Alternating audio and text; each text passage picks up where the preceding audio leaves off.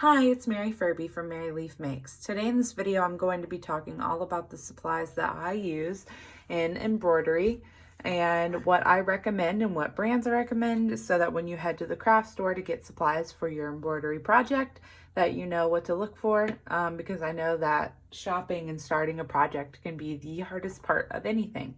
So let's just get started then. So the first thing I want to talk to you guys about is the embroidery hoop itself. This is a very important part of embroidery. You use it to tighten your fabric for when you're running the needle and thread through the fabric to keep it nice and tight. Some artists, myself included, most modern embroidery artists actually end up keeping it in the hoop and hang it on the wall. So the embroidery hoop has two parts to it. The inner hoop, which is a complete circle, and the outer hoop, which has this gap here at the top, and the hardware, which is for tightening and loosening it. In one of my other videos, my tracing video, I talk about how to get the fabric onto the hoop and how to make the fabric nice and tight. You want it nice and tight, almost to where you can hear it be like a drum almost. That makes it so much easier and your product turns out so much better if you make it nice and tight. This is a 6-inch hoop. They come in all sorts of sizes, which I'll show you here in a minute. It's made out of bamboo, and when looking for hoops, the main thing that I tell everybody to look for, don't get any with any gaps if you can avoid it. Sometimes they're just low quality and they have gaps which will not be able to hold your fabric tight, and that can cause problems later on in your project. So this is a very great quality hoop and I love this. This came from, I think, Amazon or online somewhere. I couldn't tell you, but all of your local craft stores will have them. Now, like I said, they come in different sizes. This is a 3-inch. I believe this one came from Michael's. It is also bamboo. I like these just because they're so small and cute and you can do all sorts of things with them. It also comes with this blue tape on it, and it's kind of a running joke with embroidery artists how big of a pain this blue tape is. So you're going to want to take that off. Sometimes I have to use tweezers, but that's a 3-inch. Now this is a 5-inch hoop, and this one isn't bamboo. I wanted to show you guys one that wasn't bamboo. It is more of just a regular wood.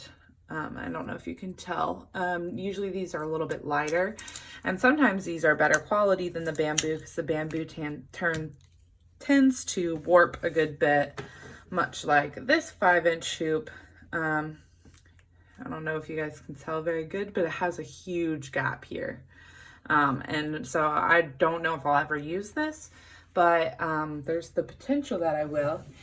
And there are also these types of hoops. These are plastic hoops, and sometimes I will embroider in them and then frame them in a wooden hoop, much like this one. So sometimes if you're worried about it being tight and everything's not going well and you can't find a fabric without any gaps, buy one of these plastic hoops, and then when you're done, you can place it and frame it in a wooden hoop with gaps. And this is just a plain plastic embroidery hoop, which can be found in the same place that you find the regular embroidery hoops.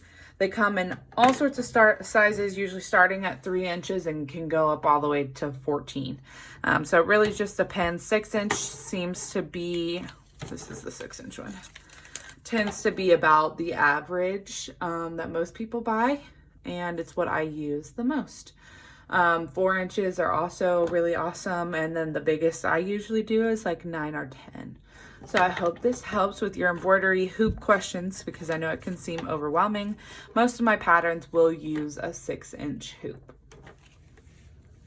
All right, so now let's chat about fabric, the next most important thing to embroidery. When I first started embroidery, this was the biggest struggle for me. I was seeing people making these amazing creations, but I had no idea what kind of fabric they were using it on. And I went to the store and got all sorts of wrong kind. I used cross-stitch fabric, which I don't recommend, until I finally decided, after trying so many, that hands down the best fabric for at least the embroidery that I do, and what I recommend to all new people to embroidery, is 100% cotton, specifically Kona cotton. Kona cotton can be found at any like hobby shop that has fabric. Hobby Lobby carries it. Obviously Michaels does not carry fabric. Joann's has a very large selection. You can order it online. There's lots of places you can get it. Kona cotton is, I mean, I don't know much about fabric, but it just is thick enough. The weave is tight enough that I can get small stitches in there, and it comes in a multitude of fabrics, and the price is pretty good as well. There's also regular cotton. 100% cotton works well. This is not Kona cotton, but just regular cotton. It is a little bit thinner, so I usually recommend using the Kona cotton just because it's thicker. It doesn't let light through as much. But this regular 100% cotton works well as well. And then this is different colors just to show you an example of all the different types of colors they've got. When you go to the craft store, some of you have maybe never bought fabric before, but fabric can be bought in yards. And they come in the big, bolts. The big bolts are like pretty much like just big bunches of fabric. I would recommend just going and getting a quarter to a half of a yard. You don't need too much just for one little project, but you can buy them in quarters and halves, as well as one whole yard. So the next important tool in my embroidery toolkit is this pen, and you might be wondering why in the world is just a random pen so important to an embroidery artist. Many embroidery artists feel differently about different methods of tracing onto fabric, but most of us agree that the Frixion pen is pretty awesome. The Frixion pen is heat erasable. You may have used one when you were a kid. It's actually got an eraser on the end and it uses friction to erase, but it also works awesome on fabric.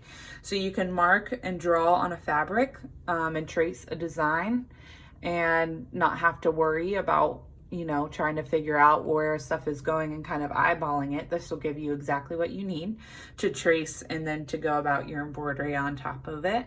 The thing that makes it the most awesome is that oftentimes you can still see some of the lines when you're done with your embroidery project.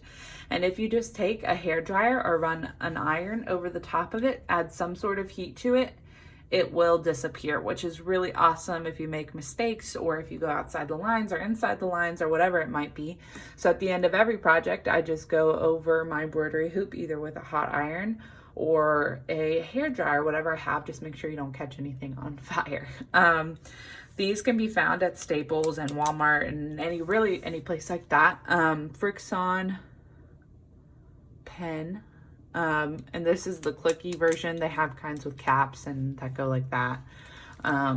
Yeah, so this is definitely something I very much recommend. The lines can show back up in very, very cold weather, but like refrigerator cold and freezer cold. But so all you would have to do is just go over it again with the iron or the hair dryer and it'll disappear again. So this is definitely something that I recommend. Now I promise this video is almost over. I have two little things left. Actually, there's one more big thing and then these two little things. But obviously some snips, some sort of scissors. Obviously you can use big, large scissors if you want. But these are able to get in there without worrying about cutting the wrong thing or cutting, I don't know, your fabric. It's just much easier and they're very sharp, so they cut the thread a lot easier. And I definitely recommend getting some small snips because that makes the world of a difference when you're working on a project, because sometimes big scissors just don't cut it.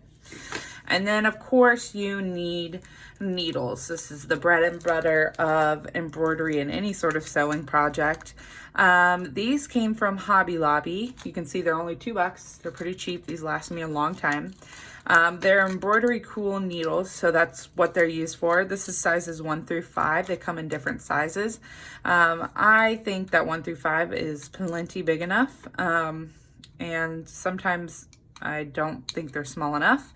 It just depends on if you're new to threading a needle and you need some help, but these work perfectly fine. Just any sort of needle that says embroidery needle on it will be the most helpful to you. Okay, so one of the last big things that we need to talk about is thread. Obviously the needle and the thread are, you know, the important parts of sewing. And so this is a DMC thread. It might look familiar from your days of making friendship bracelets.